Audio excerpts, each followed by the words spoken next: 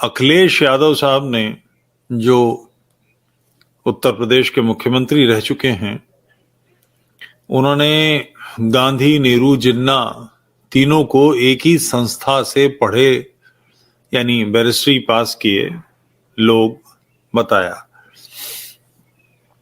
ये बताने का उनका उद्देश्य यह है कि वो साबित करना चाहते थे कि तीनों देशभक्त थे, राष्ट्रभक्त थे। प्रारंभिक दृष्टि से बिल्कुल ठीक भी है कि जिन्ना ने भारत के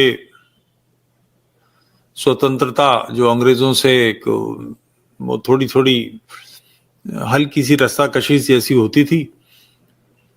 कांग्रेस बेसिकली शुरुआत में क्लब जैसा था जिसमें अंग्रेजों के समर्थक, राय बहादुर राय साहब, रजवाड़े, जमींदार, राजा लोग ये सब हुआ करते थे, अंग्रेज अफसर थे। एओ ह्यूम पहला कलेक्टर था जिसने बनाया था। कांग्रेस एक क्लब ही था। उसमें रहकर छोटी मोटी बातें कि हमको ये सुविधा दे दीजिए, हमको वो सुविधा दे दीजिए, इस तरह की बातें होती थी। उस संस्था का एक कारकुन थे। ये तीनों के तीनों ही बिल्कुल ठीक बात है। वहां जिन्ना का फोटो आज भी लगा हुआ है, पोर्ट्रेट। आडवाणी साहब ये चूक कर चुके हैं। उन्होंने पाकिस्तान जाकर जिन्ना के मज़ार पे इसी किस्म के कुछ स्टेटमेंट दिए। नतीजा ये निकला कि जिन्ना के मज़ार के साथ आडवाणी साहब ने अपना राजनीतिक भविष्य भी मज़ार में तब्दील कर दिया। जिस वोट बैंक पर आडवाणी साहब का अधिकार दावा था, वो वोट बैंक जिन्ना की इन बातों को स्वीकार नहीं करता। विभाजन में उनकी भूमिका को लेकर आशंकित है। मगर अखिलेश यादव जी जिस वोट बैंक पर के लिए सब कर रहे हैं, उस वोट बैंक में उनकी स्थिति बनेगी, ऐसा माना जा सकता है। यह है भी राम जन्मभूमि के आंदोलन पर उनके पिता ने गोलियां इसीलिए चलवाई थी कि इस इस्लामी मानसिकता के लोगों को अपने पक्ष में लेना है।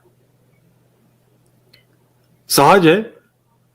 मैं इसे थोड़ा भिन्न दृष्टि से देखना चाहता हूं, जिस पर मैं आपसे बात कर रहा हूं, कि वाकई गांधी, नेहरू और जिन्ना एक ही संस्था के लोग नहीं थे, एक ही लक्ष्य को लेकर काम करने वाले लोग थे। जैसे एक सामान्य क्लब की कल्चर होती है कि क्लब में हम एक दूसरे का विरोध नहीं करते। जिस क्लब में हम होते हैं वहां से किसी उसके कार्यकारिणी से या उसके सदस्यों में से कोई प्रस्ताव आता है तो क्लब में एक सहज भाव ये रहता है कि भाई एक दूसरे की सपोर्ट करनी है। किस हद तक होता है ये नहीं कह सकते, मगर ये बात ठीक है। तो ये तीनों एक ही ग्रुप से आते हैं। जिन्ना जब तक भारत के पक्ष की बात करते थे, सांप्रदायिकता विरोधी राजनीति की बात करते थे, और ये बात सच है। उन्होंने गांधी के खिलाफत आंदोलन में कांग्रेस को झोंकने का घोर विरोध किया था। उनका कहना था इन मौलवियों के हाथ में शक्ति नहीं दी जा सकती। ये शक्ति कभी इस्लामी काल में भी उनके हाथ में नहीं थी। मगर खिलाफत मूवमेंट में कांग्रेस को गांधी ने झोंका, जिससे नाराज होकर जिन्ना भारत छोड़कर चले गए थे। राजनीति छोड़ दी, भारत भी छोड़ दिया, लंदन में अपना काम करने लगे। वहां लोगों ने इन्हें समझाया कि तुम्हारी समाई इस तरह से नहीं है, राजनीति में तुम्हारी कोई समाई नहीं है। जब तक कि इस्लामी चिंतन, जब तक कि भारत के विभाजन की बात नहीं करेंगे, बात नहीं बनने वाली। यानी विभाजन की मानसिकता ने जिन्ना को नेता बनाया, जिन्ना ने विभाजन की मानसिकता नहीं बनाई। कुछ लोग इस तरह की बातें करते हैं कि भारत का विभाजन जिन्ना ने कराया। ये बात सिरे से गलत है। भारत का विभाजन इस्लाम ने कराया। जिन्ना को राजनीतिक शक्ति, जिन्ना को समर्थन सारा इस्लाम से मिला है। जिन्ना तो उस लहर पर सवार किए गए थे। मगर इस काम को करने में नेहरू गांधी का क्या था, उनकी मानसिकता क्या थी? विभाजन की जो विभीषिका थी, जिसमें 40-45 लाख लोग मारे गए, करोड़ों विस्थापित हुए, पूज्य मातृभूमि के दोनों हाथ काट दिए गए, भयंकर, ऐसी इतिहास में, मानव इतिहास में ऐसी विभीषिका, ऐसी हत्यारी आंधी कभी नहीं चली। इतना भयानक हाल कहीं नहीं हुआ। विश्व युद्धों में भी ऐसी भयानक स्थिति नहीं बनी। सैनिक लड़ रहे थे विश्व युद्ध में भी, यहां तो एक आम आदमी मारा गया। इतनी भयानक स्थिति आई। ये सब कुछ जो हुआ वो इस्लाम के कारण हुआ। इस विभाजन के लिए अंग्रेजों को लोग जिम्मेदार ठहराते हैं, जो सिरे से गलत बात है। वायसराय ने बिल्कुल स्पष्ट, दो ही राजनीतिक दल उस समय प्रमुख थे जिनके पास सीटें थीं, जो सत्ता में थे, कांग्रेस और मुस्लिम लीग, की आप अपनी जो आपकी केंद्रीय वर्किंग कमेटी है उससे इस विभाजन का प्रस्ताव पारित करा के दीजिए। मुस्लिम लीग ने कर ही दिया।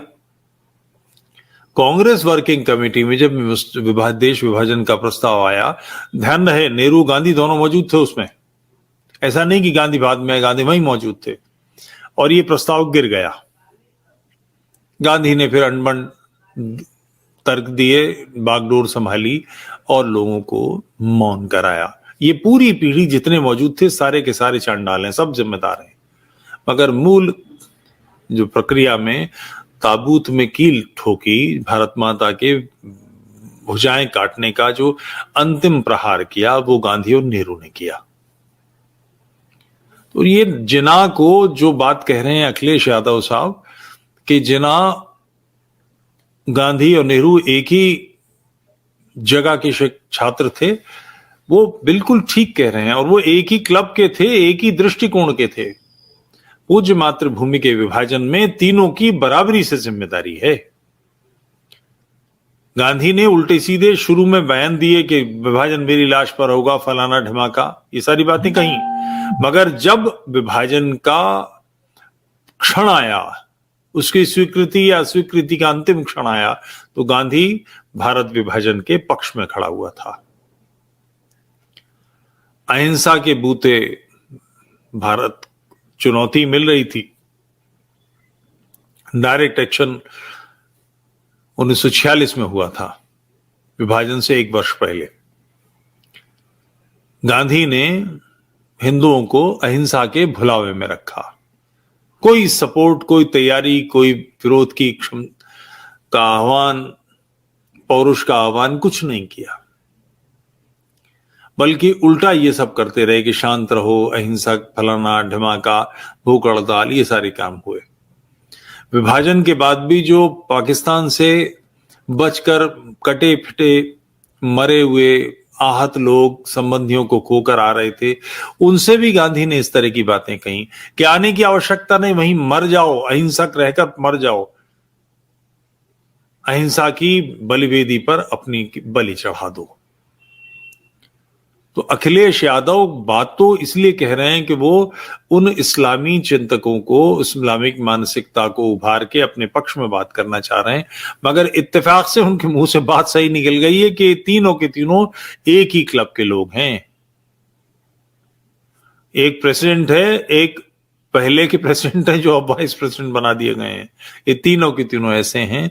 पूज्य मातृभूमि के विभाजन में इन तीनों ने बराबरी से हिस्सेदारी बटाई, बराबरी से काम किया, और अब सौभाग्य है, इस बात को कहने का पहले कोई तरीका नहीं था। आप कल्पना कर सकते हैं, अभी 15 नवंबर आ रहा है, गांधी का जिन्होंने न्याय दिलाया, न्यायर्षि नाथुराम गॉडसे जी, उनकी बलिदान दिवस है, अभी कुछ ही दिन में आ रहा है। गांधी से उनकी कोई व्यक्तिगत दुश्मनी नहीं थी, कोई द्वेष नहीं था। गांधी ने उनके परिवार की किसी महिला के साथ ब्रह्मचर्य के प्रयोग नहीं किए थे। जो गांधी ने 30, 35, 36 महिलाओं के साथ नग्न रहकर प्रयोग किए, नग्न सोकर, स्नान करके, मालिश करा के, वो इनके साथ नहीं किए। इनका कोई पैसा नहीं दबा लिया था, एक शहर के भी नहीं थे, कोई व्यक्तिगत दुश्मनी नहीं थी। वो लोग महाराष्ट्र के पुणे के थे, वो वहां से आए थे, मगर और जो उन्होंने बलिदान हुआ उससे पहले कोर्ट में मुकदमा चला, उन्होंने स्टेटमेंट दिए, उन सारे स्टेटमेंट्स को गोपनीय डिक्लेयर कर दिया गया 30 साल के लिए। कोई कारण? पागल था, हत्यारा था, हिंसक था, मगर उसने जो स्टेटमेंट दिया है वो कुछ है, उसको क्यों छुपा दिया? फिर उसके बाद दोबारा गोपनीयता के कानून में ले आए। अब मगर सारी चीजें खुल गई हैं और आपको जानकर आश्चर्य होगा, बड़े बड़े प्रकाशक, 8-9 प्रकाशकों ने उनके स्टेटमेंट छापे हैं।